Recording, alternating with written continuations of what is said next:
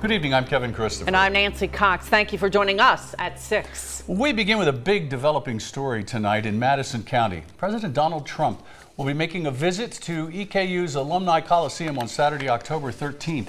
They say it's part of his national midterm campaign tour with a Make America Great Again rally. Congressman Andy Barr's office confirms the president will be campaigning for him as well. Meanwhile, retired Marine Lieutenant Colonel Amy McGrath will hold a fish fry and a campaign rally next Friday with a little help from former Vice President Joe Biden.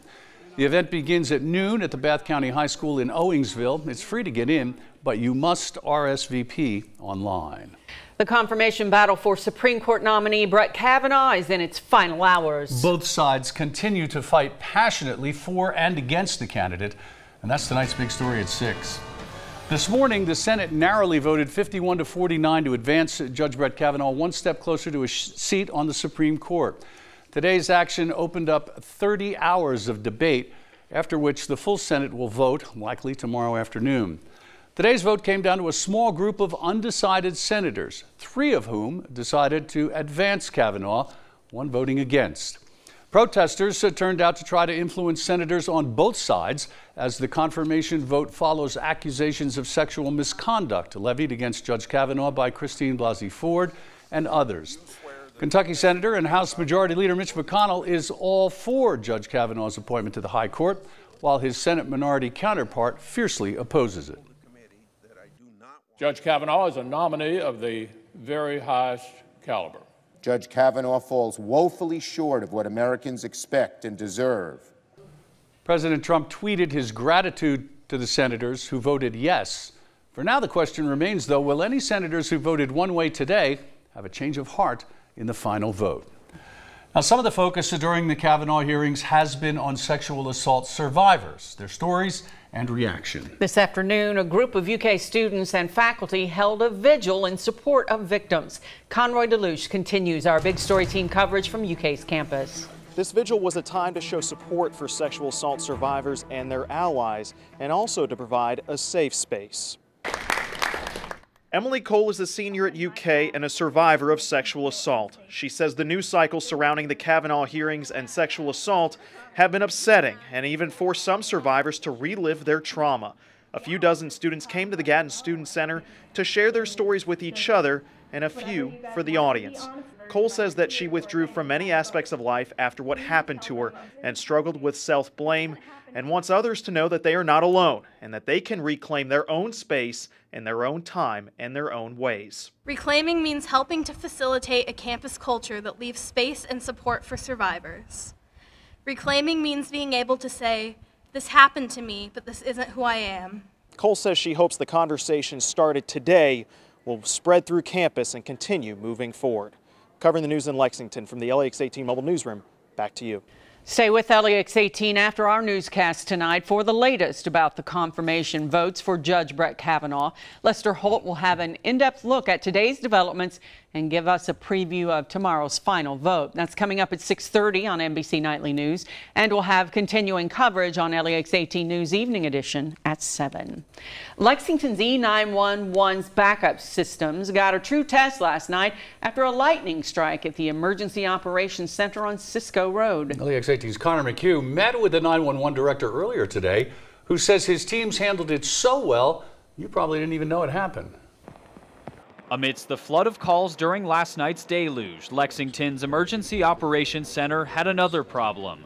Around 11:30, some dispatchers heard popping in their headsets and learned lightning struck nearby. Could have been a surge, it could have been a hit at somewhere else that affected all of these facilities. We really don't know yet. What Director Robert Stack does know is that lightning strike knocked the facility's radio tower out of commission. It's one of 6 towers around town dispatchers use to communicate with first responders. We have a computerized radio system, and they were able to immediately go to a portable radio system that is at each one of the dispatchers' positions. Stack says the switch was so smooth, it's likely neither the public nor first responders noticed the difference. Still, supervisors moved 4 out of the 12 dispatchers to the city's backup building as a precaution. a first since operations moved off Versailles Road 2 years ago. I was very impressed with how the supervisors responded to this situation. They took the right actions. We trained for this sort of thing, and they did exactly what we would expect them to do. As of today, all dispatchers are back at the EOC and working. Lexington's 5 other radio towers will make up for this one while it's being repaired. Covering the news in Lexington, Connor McHugh, LEX 18 News. People on the west side of Lexington absorbed the brunt of last night's near-record rainfall. Flash flood warnings were pinging people's phones as they tried to sleep through a storm, which dumped 3 1/3 inches of rain in just a few hours. A chalet at the Kentucky Castle had minor water damage, displacing 1 guest while creating a moat out in front off Versailles Road. It takes 2 or 3 days of good rain usually. I think we got 3 to 4 inches, so we got quite a bit there in a small amount of time. And eventually, we do want to turn that area into a pond just for aquaculture for the restaurant, and we just think it'd be nice out there to have some ducks, other waterfowl out there. But yeah, we've got it naturally right now.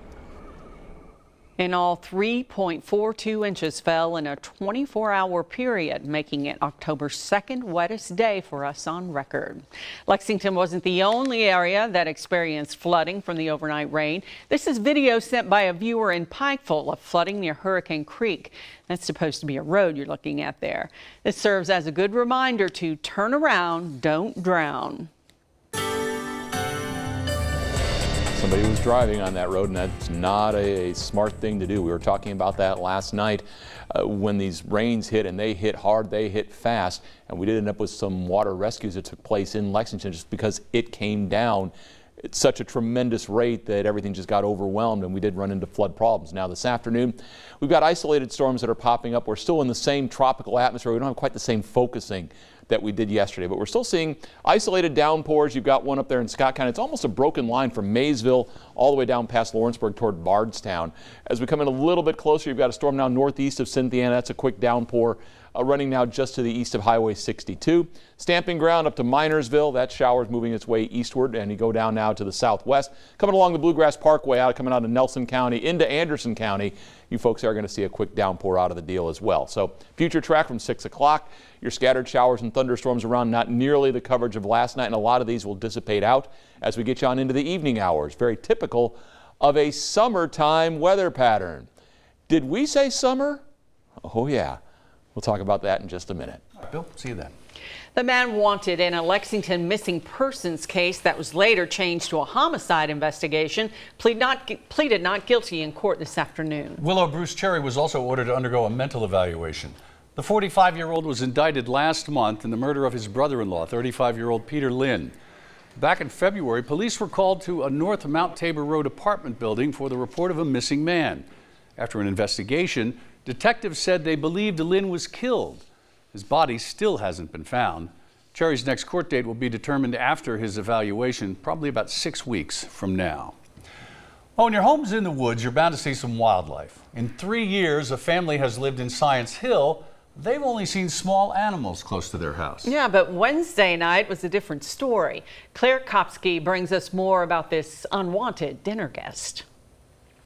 The Malpica family shut their front door a few minutes earlier than normal on Wednesday night, and it's a good thing they did. I first saw the video, just glancing at it, after the initial shock, I guess, I looked at it again and I'm thinking, no, that's not, it's not a baby. It's, it's a decent size. A decent size, that is, for a bear.